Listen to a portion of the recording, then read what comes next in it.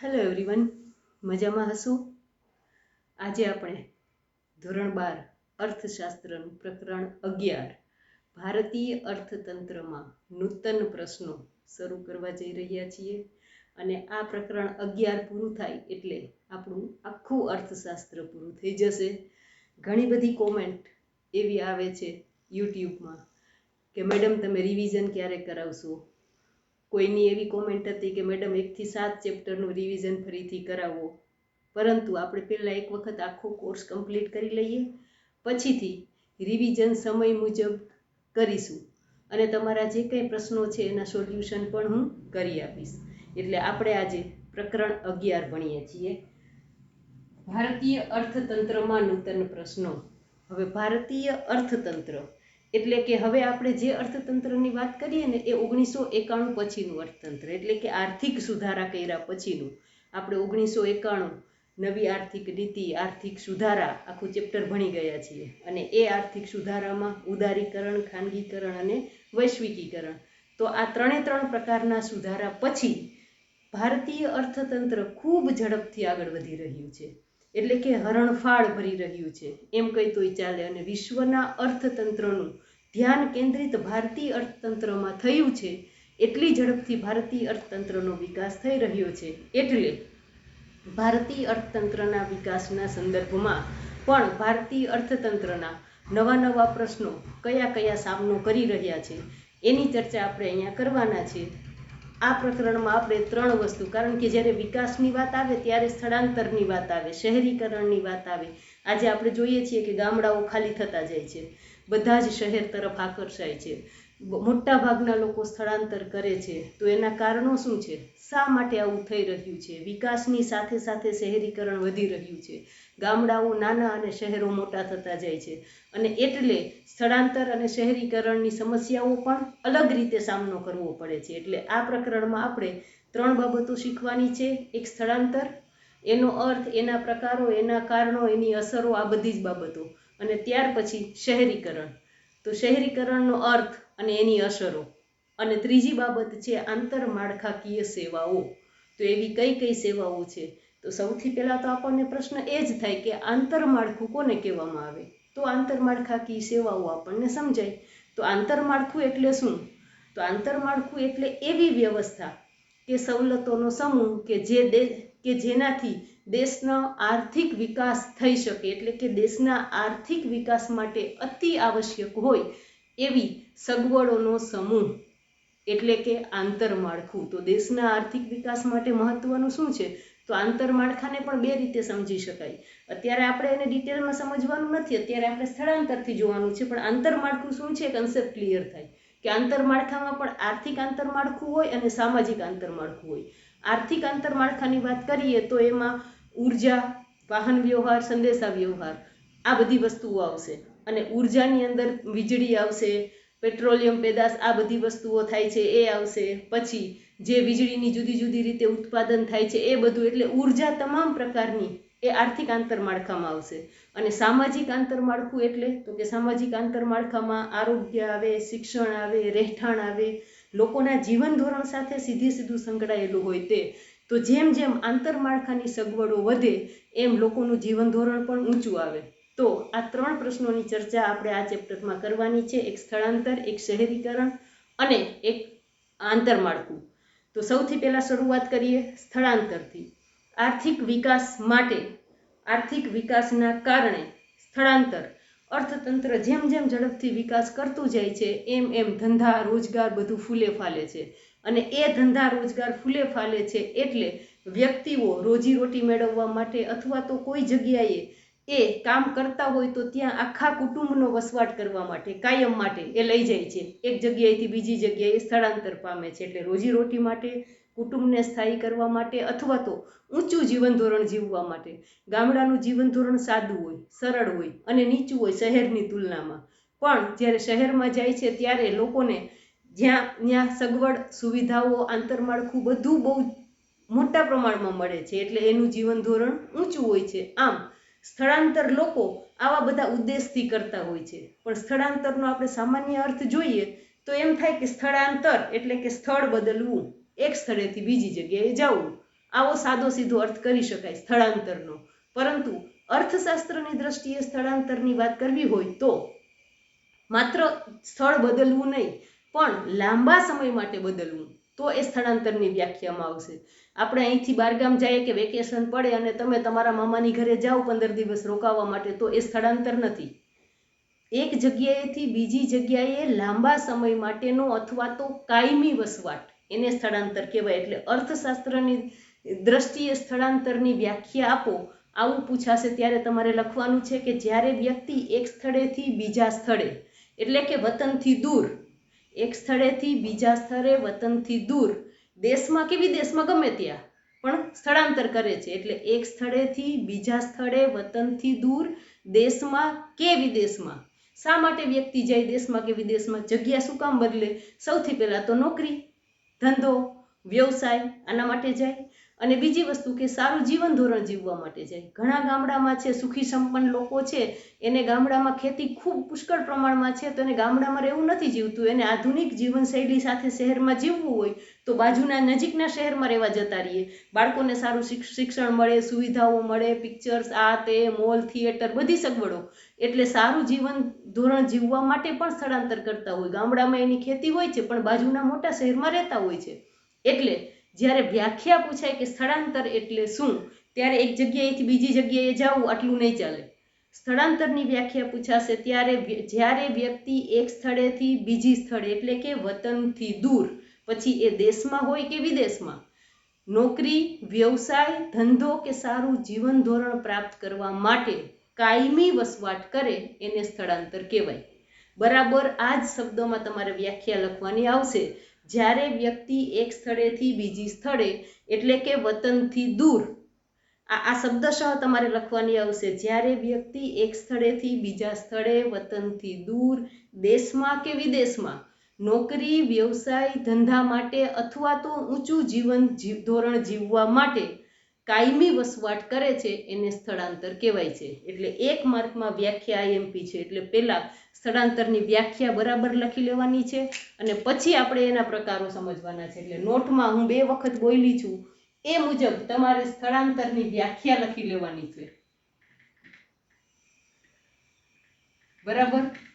1 માર્કમાં પૂછાઈ શકે એટલે IMP છે. હજી એક વખત બોલું છું. જ્યારે વ્યક્તિ એક સ્થળેથી બીજા સ્થળે, વતનથી દૂર, દેશમાં કે વિદેશમાં, જો એક સ્થળેથી બીજા સ્થળે, વતનથી દૂર, દેશમાં કે વિદેશમાં, નોકરી, વ્યવસાય, ધંધો કે ઊંચું જીવન ધોરણ જીવવા માટે કાયમી વસવાટ કરે, એને સ્થળાંતર કહેવાય. શબ્દશઃ આ જ રીતે વ્યાખ્યા લખવાની છે. તો આ વ્યાખ્યામાં 2 બાબતો ફલિત થાય છે. એક તો દેશમાં કે વિદેશમાં સ્થળાંતર થાય પણ એ લાંબા સમયગાળાનું હોવું જોઈએ, કાયમી વસવાટ હોવો જોઈએ, તો એને સ્થળાંતર કહેવાય. ફરવા જઈએ તો એને સ્થળાંતર કહેવાય નહીં. અને બીજી બાબત છે સ્થળાંતર નોકરી, વ્યવસાય, ધંધો કરવા માટે અથવા તો સારું જીવન ધોરણ જીવવા માટે કરે છે. એટલે વ્યાખ્યા ઉપરથી આપણને આ 2 બાબતો ફલિત થાય છે કે વ્યક્તિ સ્થળાંતર શા માટે કરે છે. હવે આવે છે સ્થળાંતરના પ્રકારો. તો તમને 2 માર્કમાં પૂછે સ્થળાંતરના પ્રકારો જણાવો, સમજાવો નહીં. બરાબર જોજો, નહીં તો અર્થશાસ્ત્રનું પેપર બહુ લાંબુ થઈ જશે. 2 માર્કનો પ્રશ્ન પૂછે અને સ્થળાંતરના પ્રકાર જણાવો તો તમારે માત્ર એક સ્થળ આધારિત, બીજું કારણ આધારિત. 1 માર્કનો પૂછે ને તો આટલો જવાબ લખવાનો, સ્થળ આધારિત, કારણ આધારિત. 2 માર્કનો પ્રશ્ન પૂછે તો એમ લખવાનું છે કે સ્થળાંતરના પ્રકાર 1 સ્થળ આધારિત, 2 કારણ આધારિત. સ્થળ આધારિતમાં A આંતરિક સ્થળાંતર, B આંતરરાષ્ટ્રીય સ્થળાંતર, અને કારણ આધારિતમાં A આકર્ષણ સ્થળાંતર અને B અપાકર્ષણ સ્થળાંતર. 2 માર્કનો પૂછાય તો તમારે એના સબ મુદ્દા છે એ બતાવવાના. અને એ જ પ્રશ્ન જો 3 માર્કમાં પૂછાય તો તમારે આંતરિક સ્થળાંતર આખું સમજાવવાનું, આંતરરાષ્ટ્રીય સ્થળાંતર શું છે એ સમજાવવાનું, આકર્ષણ સ્થળાંતર અને અપાકર્ષણ સ્થળાંતર. તો 4 બાબતો ડિટેલમાં સમજાવવાની. એટલે પ્રશ્ન કેટલા માર્કનો છે એ જોઈને વસ્તુ સાવ સહેલી છે. એટલે તમે જ્યારે પ્રશ્ન લખવા બેસો ને ત્યારે ઉભરાતા હો, એટલે તમારી પેન અટકે નહીં. પણ 2 માર્કના પ્રશ્નમાં બહુ જાજુ પીરસી દેશો તો 2 ના 2.5 માર્ક મળે નહીં. 2 ના 2 જ માર્ક મળે, પણ છેલ્લે 5 માર્કમાં પછી સમય ઘટે. એટલે ખાસ જોવાનું, સહેલા પ્રશ્ન હોય, સરળ પ્રશ્ન હોય એ તમને આવડતા જ હોય એટલે તમારાથી વધુ લખાઈ જાય, પણ વધુ લખાઈ જાય એનો એક પણ માર્ક વધારાનો મળે નહીં. આ ખાસ યાદ રાખીને પછી જવાબ લખવાના. 1 માર્કનું પૂછે તો 2 જ લખવાનો જવાબ, સ્થળ આધારિત, કારણ આધારિત. 2 માર્કમાં પૂછે તો આંતરિક સ્થળાંતર, આંતરરાષ્ટ્રીય સ્થળાંતર, આકર્ષણ સ્થળાંતર, અપાકર્ષણ સ્થળાંતર, એના 2 સબ મુદ્દા લખવાના અને 3 માર્કમાં આખું સમજાવવાનું. બરાબર? તો હવે આપણે એક પછી એક મુદ્દા જોઈએ.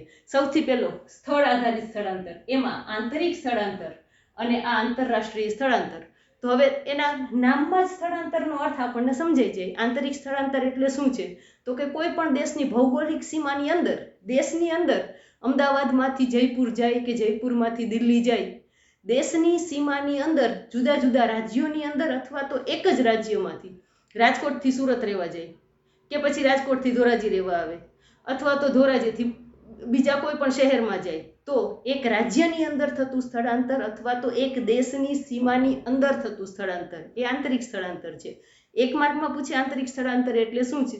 તો કોઈ પણ દેશની ભૌગોલિક સીમાની અંદર જે સ્થળાંતર થાય છે એ આંતરિક સ્થળાંતર છે. એટલે ભૌગોલિક સીમાની અંદર જ્યાં જ્યાં સ્થળાંતર થાય છે એ આંતરિક. ગુજરાતમાંથી કેટલા બધા લોકો આંતરિક સ્થળાંતર કરતા હોય છે. સૌરાષ્ટ્રના કેટલા બધા લોકો હીરા ઘસવા માટે સુરત જાય છે, અથવા તો બીજી કોઈ રોજગારી માટે અમદાવાદ જાય છે, અથવા તો એ ગુજરાત છોડીને બહાર રાજ્યમાં મુંબઈ જાય, દિલ્હી જાય, કલકત્તા જાય. તો આ બધું આંતરિક સ્થળાંતર છે. પણ હવે જોવાનું છે આંતરરાષ્ટ્રીય સ્થળાંતર. આ શું છે? દેશની ભૌગોલિક સીમાની અંદર થતું, દેશની આંતરિક સ્થળાંતર, દેશની ભૌગોલિક સીમાની અંદર થતું સ્થળાંતર. તો હવે આંતરરાષ્ટ્રીય સ્થળાંતર, આમાંથી જ આપણને બીજો જવાબ મળી જશે. દેશમાંથી બીજા દેશમાં, એટલે કે દેશની ભૌગોલિક સીમાની બહાર થતું સ્થળાંતર. દેશની સીમાની બહાર એક દેશમાંથી બીજા દેશમાં થતું સ્થળાંતર એ આંતરરાષ્ટ્રીય સ્થળાંતર છે. આ દેશની ભૌગોલિક સીમાની અંદર સ્થળાંતર થાય તો ગુજરાતમાંથી કોઈ વ્યક્તિ મહારાષ્ટ્રમાં જાય તો આ દેશની અંદર થતું સ્થળાંતર છે. પણ હવે આવશે એક દેશમાંથી બીજા દેશમાં થતું, એક દેશમાંથી બીજા દેશમાં થતું સ્થળાંતર એટલે આંતરરાષ્ટ્રીય સ્થળાંતર. એનું એક ઉદાહરણ આપી શકું કે ભાઈ ભારતની વ્યક્તિ, ભારતમાંથી વ્યક્તિ અમેરિકા જાય તો એ આંતરરાષ્ટ્રીય સ્થળાંતર છે. સીધું અને સરળ છે સાવ. આંતરિક સ્થળાંતર દેશની અંદર થતું, આ એક દેશમાંથી બીજા દેશમાં થતું સ્થળાંતર એટલે આંતરરાષ્ટ્રીય સ્થળાંતર. હવે આવે છે કારણ આધારિત સ્થળાંતર. એમાં સૌથી પહેલું છે આકર્ષક સ્થળાંતર અને બીજું અપાકર્ષણ સ્થળાંતર. તો આકર્ષણ સ્થળાંતર, મોટા ભાગનું સ્થળાંતર આકર્ષણ સ્થળાંતર થતું હોય છે. ગામડાઓ ખાલી થતા જાય છે અને શહેરમાં જાય છે, કારણ કે શહેરની ચકાચોંધ જીવનશૈલીથી આકર્ષાઈને બધાને શહેરમાં રહેવું છે. ગામડું હવે કોઈને ગમતું નથી એટલે આકર્ષાય છે, શહેરી જીવનશૈલીથી આકર્ષાય છે. એટલે શહેરની જીવન પદ્ધતિથી આકર્ષાઈને જે સ્થળાંતર થાય છે એને આકર્ષક સ્થળાંતર કહેવામાં આવે છે. તો શહેરની જીવન પદ્ધતિથી આકર્ષાઈને સ્થળાંતર કરે છે. 1 માર્કનો પૂછે કે આકર્ષક સ્થળાંતર એટલે શું? તો કે શહેરની જીવન પદ્ધતિ અને માળખાકીય સુવિધાઓથી આકર્ષાઈને થતું સ્થળાંતર એટલે આકર્ષક સ્થળાંતર. બરાબર? 1 માર્કમાં પ્રશ્ન પૂછે ત્યારે આ 2 મુદ્દા એમાં લેવાના. શહેરી જીવન પદ્ધતિ અને માળખાકીય સુવિધાઓથી આકર્ષાઈને થયેલું સ્થળાંતર એટલે આકર્ષક સ્થળાંતર છે.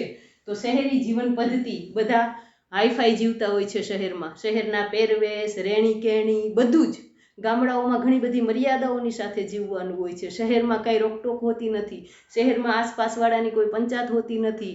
શહેરમાં એજ્યુકેટેડ લોકો સૌથી વધારે રહેતા હોય છે. એટલે જૂની પરંપરાઓ, રૂઢિઓ આ બધાથી એ મુક્ત સમાજ હોય છે. એટલે શહેરી જીવન પદ્ધતિથી આકર્ષાઈને લોકો શહેરમાં રહેવા જાય છે. ત્યાર પછી માળખાકીય સુવિધા, જે તમને મેં આંતરમાળખું કીધું, આર્થિક આંતરમાળખું, સામાજિક આંતરમાળખું. તો આ માળખાકીય સુવિધાઓ પણ ગામડામાં ના હોય, શહેરમાં વધુ હોય. કઈ કઈ? તો કે સંદેશા વ્યવહાર, કવરેજના પ્રશ્ન, મોબાઈલ વાપરતા હોય તો ગામડાઓમાં બધા જ ટાવર ન હોય તો કવરેજના ઘણી બધી જગ્યાએ પ્રોબ્લેમ થતા હોય છે, અને એટલે નેટની સ્પીડના પ્રોબ્લેમ થતા હોય છે. અરે ઘરે વાઈફાઈ લેવાનું હોય ઇન્ટરનેટ તો પણ ઘણા બધા પ્રશ્નો થતા હોય છે. નાના સેન્ટરમાં એ બધું વસ્તુ સરળતાથી મળતું નથી. એટલે સંદેશા વ્યવહાર, વાહન વ્યવહારની ફ્રીક્વન્સી શહેરમાં વધુ હોય. અંતરિયાળ ગામડા હોય તો એક સવારે બસ આવે ને એક સાંજે આવે. ઇમરજન્સીમાં ક્યાંક જવું હોય તોય કાંઈ ન મળે, આવું બની શકે. એટલે શહેરમાં સંદેશા વ્યવહાર, વાહન વ્યવહાર, શિક્ષણ, આરોગ્ય આ બધી જ સુવિધાઓ સરળતાથી મળે. પહેલેથી છેલ્લે સુધીનું બધું જ શિક્ષણ શહેરમાં રહેતા હોય તો એને સ્થળાંતર કર્યા વગર એક જ જગ્યાએથી મેળવી શકે. આરોગ્યની સુવિધાઓ, મોટી મોટી હોસ્પિટલો છે, તાત્કાલિક ધોરણે જ્યારે ઇમરજન્સી આવે ત્યારે હોસ્પિટલમાં દાખલ થઈ શકાય છે. આ બધા પ્લસ પોઈન્ટ છે. ઉચ્ચ જીવનશૈલી છે. શહેરમાં રહેનારા લોકો ગામડામાં સાદું અને સરળ જીવન જીવતા હોય છે. શહેરમાં એના જીવન ધોરણ, એનો પહેરવેશ, એનું મકાન, એની રહેણી કેણી બધું ઊંચું હોય છે. એટલે આ બધી આંતરમાળખાકીય સવલતો છે, એનાથી આકર્ષાઈને લોકો શહેરમાં રહેવા જાય છે. મહત્વની વસ્તુ છે રોજગારીની વિશાળ તકો છે.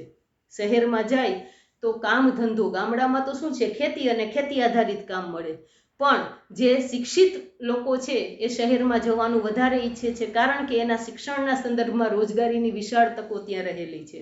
ધંધા, રોજગાર, ઉદ્યોગ, એના માટે મોટી મોટી ફેક્ટરીઓ છે, કારખાના છે, તો ત્યાં કામ ધંધા વધુ હોય, સ્વાભાવિક છે. એટલે રોજગારીની વિશાળ તકો શહેરમાં છે, એટલે શહેરથી આકર્ષાય છે. આર્થિક સમૃદ્ધ વર્ગ આકર્ષણ સ્થળાંતરથી સ્થળાંતર પામે છે. આ મુખ્ય ભેદ જોજો.